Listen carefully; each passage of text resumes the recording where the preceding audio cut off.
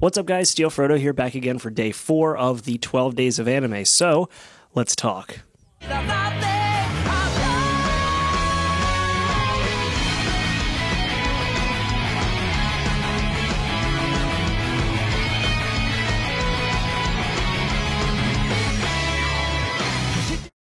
So barely a year after an amazing superhero anime, we get another one. But this time the hero isn't some sort of universe-ending one-punch superhero. He's actually really not even super, at least not at the beginning. Yes, My Hero Academia is that other show. However, unlike that other superhero show that was still on everyone's mind, My Hero Academia is not purely a comedy show with tons of action. In fact, My Hero Academia is a really good blend of comedy, action, and drama with a really uplifting story that a lot of people can probably relate to. In fact, I have a feeling that the main character is the reason why this show feels so relatable and engaging. The main character is Izuku Midoriya, an average middle school student getting ready to go off to high school. And that's actually a problem.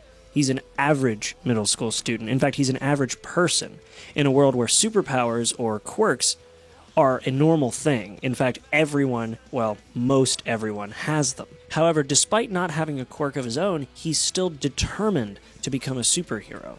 In fact, it's established early on that he spends a lot of time studying the techniques and fighting styles and powers of these other superheroes, and it's kind of played off as the fact that he is a total fanboy. What's that, fanboy? You taking notes over there? Want to be a hero too, huh? Yes, more than anything.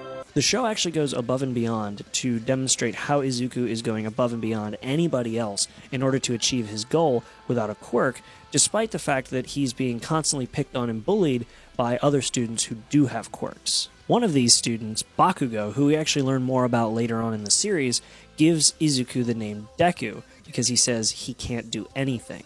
Kind of mean, but it actually kind of comes around to being a good thing later on. The main story arc kicks off when Izuku gets tangled up with a villain and then just so happens to be saved by his favorite hero / idol. This is where we meet All Might, a very muscular hero who kind of has that look of a classic comic book hero with the over-defined muscles and deep shadowing on everything, including his eyes. It's pretty cool. I love the character design. The nature of his quirk and his origins are a mystery to everybody, but his quirk did help him become the #1 hero. So after being saved, Izuku totally fanboys out over being saved by All Might, and then he gets a bit carried away. Literally, when he decides to hold on to All Might's leg as he tries to leave. This is also where we get the first hint that something may be wrong with All Might. After landing, Izuku is insistent that he be able to ask All Might one question, even up to the point where All Might's weakness is unintentionally revealed to him. The question he wants to ask is, can he become a hero without a quirk? And the answer All Might gives him is not exactly what he was hoping for. In fact, it kind of breaks him. You can see it when he goes to leave and he just looks so depressed. So after this action-packed afternoon that Izuku had, kind of meeting up with All Might and then getting his dreams kind of crushed by All Might, we meet up with the villain from earlier in the episode, and this time he's attacking the bully from the earlier part of the episode, Bakugo.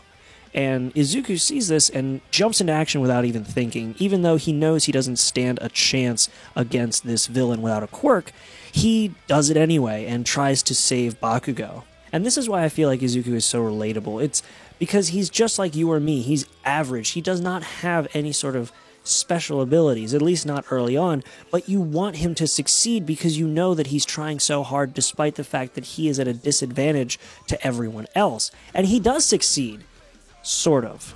His reckless actions of heroism actually convince All Might that he's worthy of being a successor to his quirk, which can actually be passed on. This quirk is called One for All, not All for One. Don't make that mistake, because I did, and I was very promptly corrected. But even though Izuku does theoretically have the same strength as All Might, he can't use it in the same way because his body isn't accustomed to this power. We actually saw this throughout the series, but there's one point in particular where he first uses his powers and breaks both of his legs and his arm. And the rest of the series kind of goes on to show him getting more accustomed to his powers as he's taught at this school, and it's really actually quite creative the way that they show him slowly progressing with his powers. All of this setup leads to a very unique and well-done story about overcoming adversity, not only in the form of good and evil, but in the form of obstacles set up by society or by people who look down on you and bully you. I'm not going to go into a ton of detail with this show because it's kind of supposed to be a short format review, and I don't want to spend a bunch of time just talking through a bunch of episodes. I just wanted to hit on the key things that really stood out to me.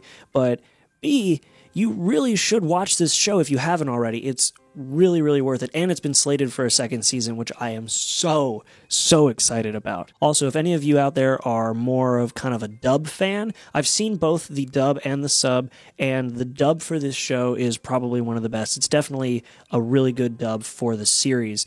The characters to the voices fits perfectly. I mean, listen to this. Hey! Oh.